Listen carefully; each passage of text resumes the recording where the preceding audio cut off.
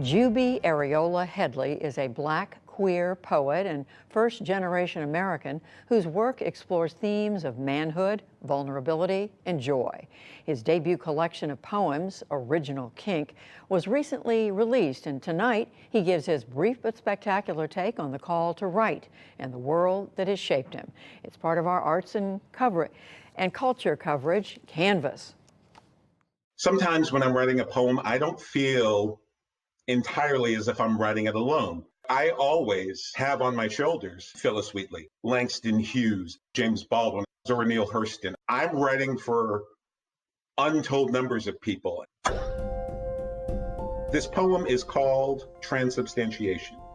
The nerve of you to think you could vesper hog's hooves in the feast, that hymns could be coaxed into hip-hop, that wool would kink and rope and lock into something resembling God, that you could stand the lash or the late shift without wilting, spirit legacy from the spaces between the words, speak in a voice that booms, not breaks.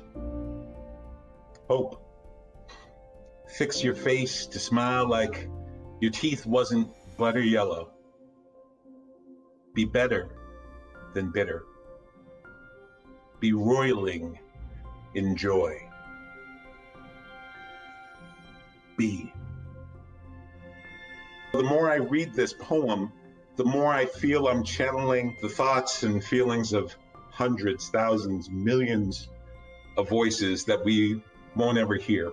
I come from a long line of Barbadians from the Caribbean who love to tell stories. I am the first person in my family to be born in the United States. I was also, since the age of 11, aware that I was something that I wasn't supposed to be. I was gay.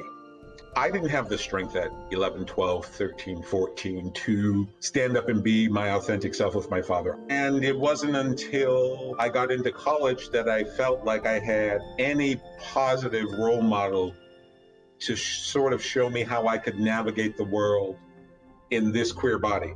I just was overcome with this imperative to write a book.